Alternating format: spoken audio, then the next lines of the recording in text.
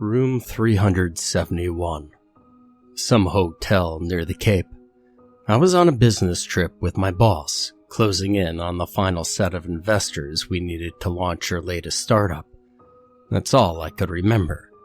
Then this, waking up in a bedroom next to an unfamiliar woman with a literal set of credits appearing and disappearing in front of me, suspended in the air.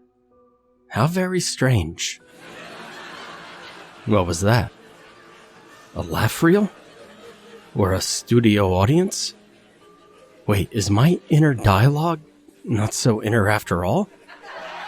Just then, the woman to my right woke up and placed her arm over my chest. Hey, hun, how'd you sleep? This was a dream, right? It had to be. I fell asleep in my hotel room and some program on TV was leaking in, creating the setting. I just don't remember going to bed, and I never sleep with the TV on. Not even at home. Aw, not so good, hon. Aw, what's the matter? Did you wake up on the wrong side of the bed? No, not really. It feels like I woke up on the wrong side of bed altogether. The scene faded and reconstituted into a dining room, where I was now seated with my dream wife. We were eating omelets. I now had the Sunday paper in hand, though I couldn't make out a single image or word. It was a jumbled mess of black and white lines, no text at all from what I could tell. The unfamiliar woman spoke up. You know, Hank, I interjected. Hank? Who's Hank? Very funny. As I was saying, I really don't appreciate being ignored when we're at the table. You're always buried in that damn paper. Would it kill you to look at me every once in a while? Ask me how I'm doing for a change? I'm your wife, for crying out loud. You mean this paper? I gestured toward the messy collection of illegible marks in front of me. It's nothing but black lines. I'm not reading anything.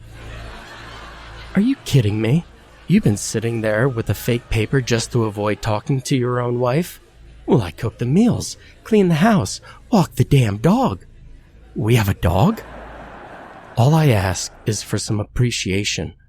Anything to let me know I mean something to you. Look, hun. Don't you look, hun, me. Gosh, you make me so angry I could just... She picked up her fork and walked over to me, a look of pure rage painted on her face. She then lifted the fork back and plunged it down into my hand, the one holding the paper, effectively pinning it to the table. Try lifting your precious paper to read it now. The pain, it was immense. A shockwave resonated through my entire body. Then there was blood, oozing out of the holes in my hand and forming a dark red pool that dripped off the table and into my lap. This was no dream. It was all too real. My sitcom wife was still seeing red. She raced into the kitchen and came back with a cleaver in hand. All the while I screamed and sobbed over the damage my hand had sustained. I quickly pulled the fork out, tossing it at her, and bolted upstairs before she could get to me. The scene faded again, and the next thing I knew, I was locked in a bathroom, the sound of thunderous banging coming from the other side of the door. Hanky? Sweetie? You can't stay in there all day. I searched for a way out, but there were no windows. Think, Jack, think. Without warning, an axe crashed through the wood of the door, the unhinged expression of an angered woman visible through the shrapnel. Here's Janie. Oh, Janie, so that's your name. It's lovely to meet you. I'm Jack. Nice try, Hank.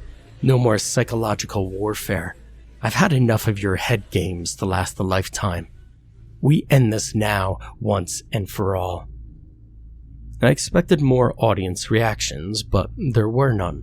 From this point forward, they were silent. Nothing but the unsettling sound of metal meeting wood as Janie tore through the door to get to me. As I looked around at the cheap Hollywood wallpaper, something hit me. It didn't look quite right. Quite real, in fact. Is this a set? I wondered. I jabbed one of the walls and my hand went clean through. Well, I'll be damned. And without a moment's hesitation, I burst out of there and walked off set, right past the studio audience and camera crew. The exit was in view, a black door with a large sign illuminated above it. Leave if you dare, Jack. Just as I was about to close the gap, a man appeared before me. Clean cut, mid-50s, maybe. Gray hair, gray mustache. He was grinning from ear to ear. Not so fast, Jack. Did you think it would be that easy? Who the hell are you?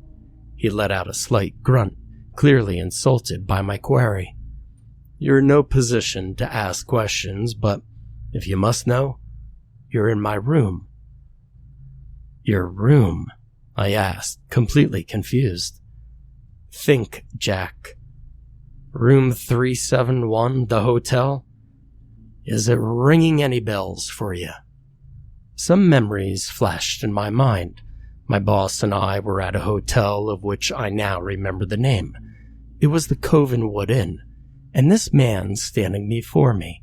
He was there too. I walked by him on my way to my room. He tipped his hat and mumbled something to me. What was it? Enjoy your stay, perhaps? You were there, at the hotel. Now you're getting it, Jack. I'm always there. Anything else come to mind? I remember the door and the number 371 affixed to its plaque, but I couldn't recall entering it or what happened next. Something else happened, but the memories were just out of reach. It'll come to you, Jack, but for now there's no escaping. You're my prisoner. With that, the man vanished, and so did the exit door. I swung around to make a run in the opposite direction, but it was too late. The studio audience was no longer seated. They had me surrounded, and the film crew now had their cameras pointed at me as the director yelled out overhead. And action. The audience closed in on me with mouths wide open, their laughter echoing through the building. Their eyes were glazed over and their arms resting at their sides as they marched to me. It was a sickening sight. And then, just as I thought I was a goner, the scene faded, transitioning me to another location. I felt myself drifting as the view grew dimmer, collapsing into unconsciousness. I attempted to fight it, but it was no use. Whatever was putting me under had a vicious hold over me. As I slipped away, I heard the man's voice ringing in my ears. Wake up, Jack. My eyes opened and the transition was complete. I awoke at home, in bed, next to my real wife, Charlotte. She rolled over and gently caressed her arm across my chest. How'd you sleep, hon? I smiled, captivated by her as the sun washed over our room. Just fine, hon. Just fine. Thank God it was all a dream. We got out of bed and met downstairs at the dining room table. I whipped up some of my famous French toast. We ate and then talked for hours. It was a perfect day. I hoped it would never end. Unfortunately for me, nothing lasts forever. Hey, I want to show you something. Just wait right here. Charlotte left the room and went upstairs. A few minutes later, she came back down and plopped a dead body on the table in front of me. It was Leslie, our daughter. I stood up and backed away. Charlotte, what are you doing? Leslie's dead, Jack. Laughter. That could only mean... Oh no. I didn't wake up. I'm still here. The walls came crashing down around me. The floodgates opened, and I remembered. Leslie was in fact dead.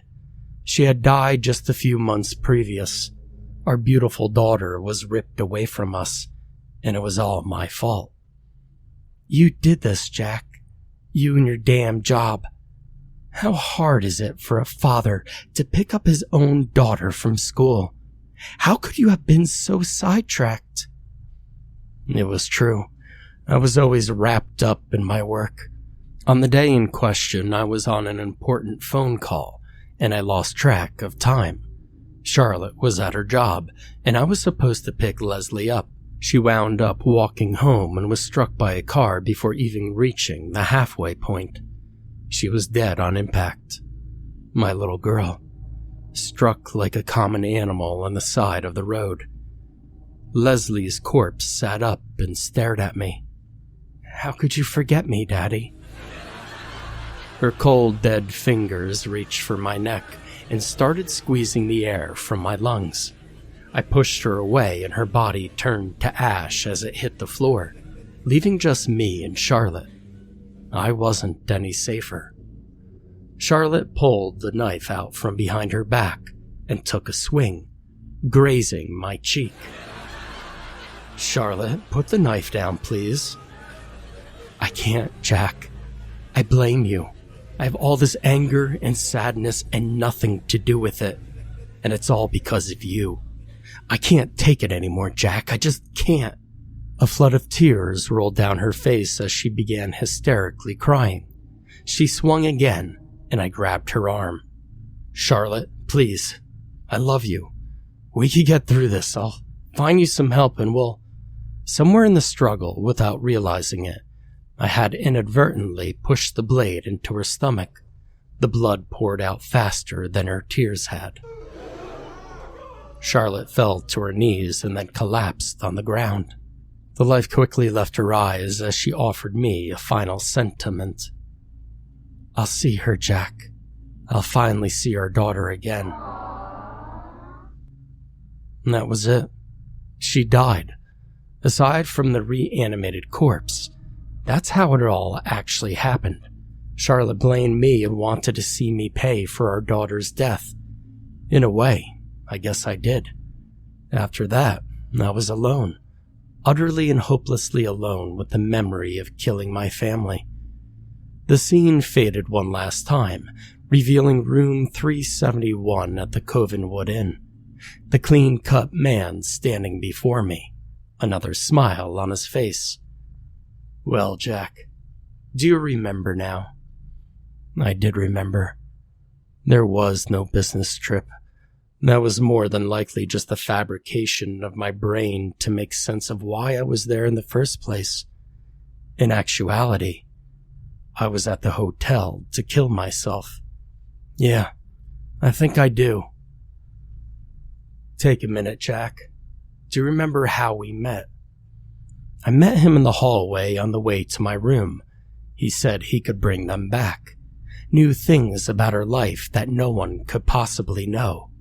All I had to do was cross the threshold into room 371, and it would be done. I was a drunk mess, but how could I turn him down? He did warn me that there would be a terrible price to pay, but I didn't care. I was ready to end my life, after all.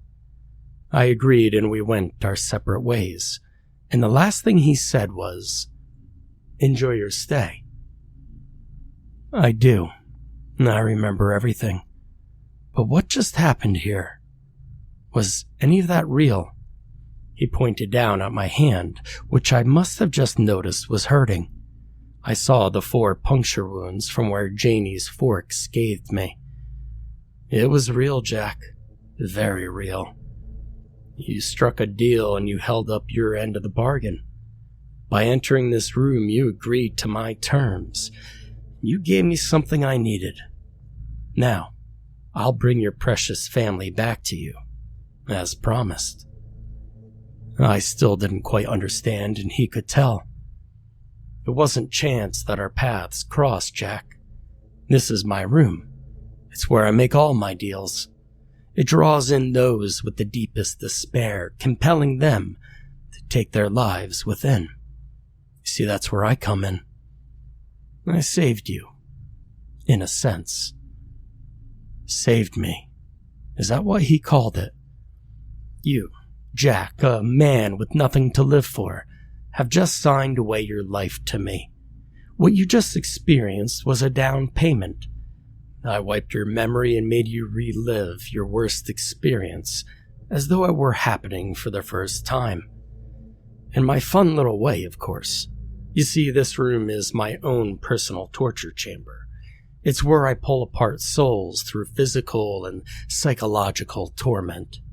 With every wound endured, small bits of the soul's aura fall off and are absorbed by yours truly. The little pieces that make up who you are. And by the time I'm done, what's left is no longer human, and I'm revitalized. It's what keeps me young. So, that's it? You're done, right? It's all over? The man laughed. No, Jack, that was just a down payment. At some point in the near future, I'll show up to collect. Then you and your family will live here for what will feel like an eternity. This will be your new home. My heart sank when I realized what he was saying. Wait a minute. What do you mean, my family? You wanted them back, and you'll get them. For a while. Then you're all mine. You see, that's the price. Then I have all three of you. I'm sure I'll think of even more creative ways to poke and prod you. I bet you wish life was as simple as some sitcom right about now, don't you, Jack? My breathing became labored and sporadic, and my heart began pounding out of my chest. What have I done? Calm down, Jack. Go home and enjoy your family while you still can. The man, or whatever he was, took his leave and walked out of the hotel room, but not before turning back and shooting me one last terrible grin. I'll see you soon, Jack. It was a pleasure doing business with you.